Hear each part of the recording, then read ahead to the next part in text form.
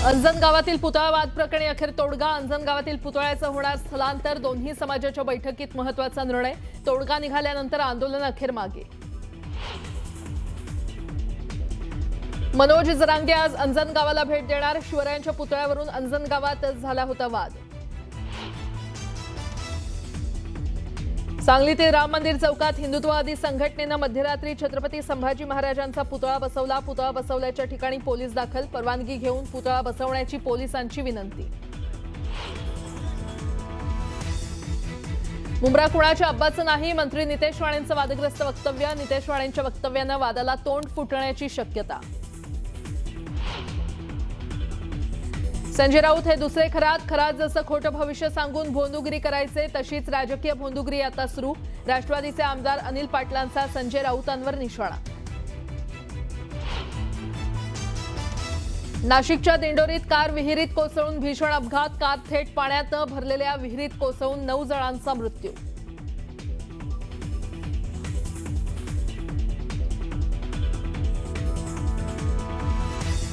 संगमनेरमधील अल्पवयीन मुलीवरील ऍसिड हल्ल्याचा आरोपी 20 दिवसानंतरही सापडेना। शोधासाठी 10 पथकं रवाना। आरोपीची माहिती देणाऱ्याला 2 लाखांचं बक्षीस जाहीर।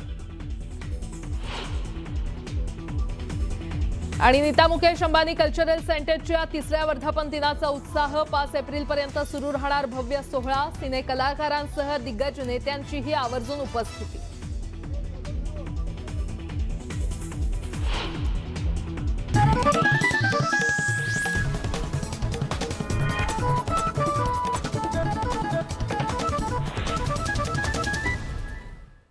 न्यूज 18 मराठीच्या कॉटन किंग स्टुडिओ मध्ये आपलं स्वागत। नमस्कार, मी प्राजक्त तांडेल। तुम्ही पाहताय न्यूज 18 मराठी आवाज महाराष्ट्राचा। बातमीपत्रात आपलं स्वागत। सुरुवातीला मोठी बातमी। सोलापूरमधील माढा तालुक्यातील अंजनगाव खेलोबा येथील छत्रपती शिवाजी महाराजांच्या पुतळ्याच्या वादासंदर्भात अखेर तोडगा निघालाय। त्यामुळे अखेर 4थ्या दिवशी अंजन गावात असणारा तणाव निवळला जाणार आहे। अंजन गावातील पुतळ्याचं अखेर स्थलांतर होणार आहे। दोन्ही समाजाच्या बैठकीत हा निर्णय झालेला आहे। पुतळा असणारी जागा ही खेलोबा देवस्थानची असल्याचं निष्पन्न झालंय आणि त्यामुळे बैठकीत वादावर तोडगा निघाल्यानं आंदोलन मागे घेण्यात आलंय। त्यामुळे या जागेवरून पुतळा गावातील दुसऱ्या सरकारी जागेत स्थलांतरित करण्याचा निर्णय मोहोळ येथील बैठकीत करण्यात आलाय। या बैठकीसाठी पालकमंत्री जयकुमार गोरे यांच्यासह इतर प्रशासनातील लोकही उपस्थित होते। दरम्यान अंजन गावात स्थलांतरित जागेवर पुतळा उभारण्याच्या सुशोभीकरणासाठी 1 कोटी रुपयांचा निधी पालकमंत्री जयकुमार गोरे देणार असल्याचं त्यांनी स्पष्ट केलंय। शासनाच्या वरिष्ठ भूमी अभिलेखांच्या अधिकाऱ्यांनी ती जागा मोडली। त्याच्यामध्ये महाराजांचा पुतळा हा 814 या गटाच्या जवळ येत असल्यामुळे मराठा समाजानं जे शब्द दिला होता त्याप्रमाणे तो पुतळा तिथून बाजूला बसवण्याची संमती बरोबर आहे ना दिलेली आहे। तर अंजन गावातील पुतळा वादाप्रकरणी अखेर तोडगा निघालेला आहे। अंजन गावातील पुतळ्याचं आता स्थलांतर केलं जाणार आहे।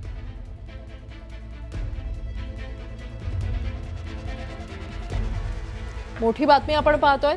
या वादावर अखेर तोडगा निघालेला आहे। 3 दिवस आंदोलन सुरू होतं ते देखील आता मागे घेण्यात आलेलं आहे।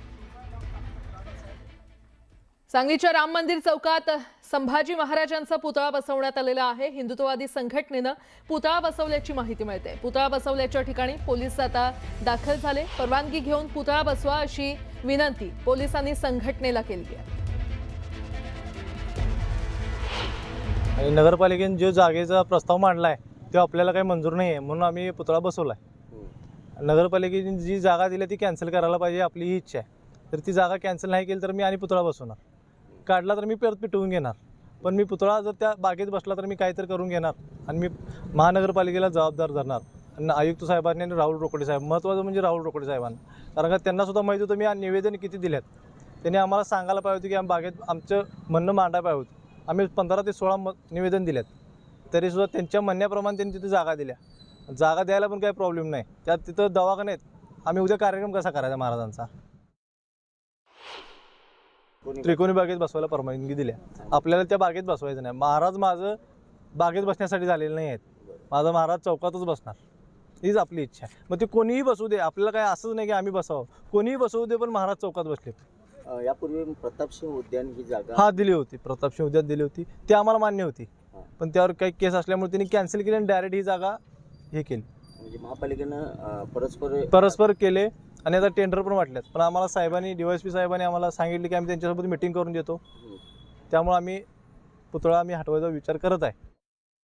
हे कोणाच्या अब्बाचं मुंब्रा नाही असं विधान नितेश राणेंनी केल्यानं नवा वाद निर्माण झालाय. मुंबईजवळील मुंब्रा परिसरात छत्रपती शिवाजी महाराजांच्या पुण्यतिथीनिमित्त आयोजित कार्यक्रमात ते बोलत होते. थेट मुंब्र्याच्या चौकात सभा घ्यायला हवी होती असं त्यांनी म्हटलं. तर जैन मुनी निलेशचंद्र महाराज यांनी देखील कार्यक्रमात हजेरी लावली. मुंब्रा हिरवा करू म्हणणाऱ्यांना उत्तर मिळेल असं म्हणत MIMच्या नगरसेवक सेहर शेख यांना जैन मुनी निलेशचंद्र यांनी देखील प्रत्युत्तर दिलंय.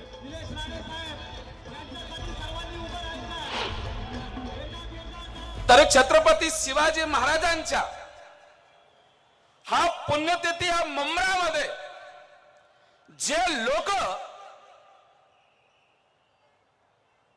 हिरवापणाचे स्वप्न बघित आहे, त्यांच्या बापानं पण समितलं बघितलं होते, पण छत्रपती शिवाजी महाराजांना त्यांना पण फाळून टाकलं. यही वो भगवा है, यही वो भगवा है. छत्रपति जी शिवाजी महाराज सीने से लगाकर चलते थे.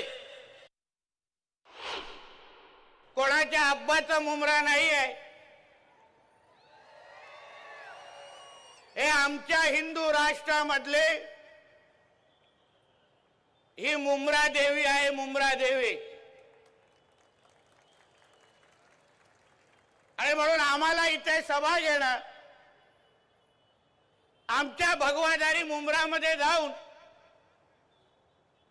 आमच्या या हिंदू भूमीवर छत्रपती शिवाजी महाराजांचा जयघोष करणं, यासाठी आम्हाला कोणाची परवानगीची गरज नाही.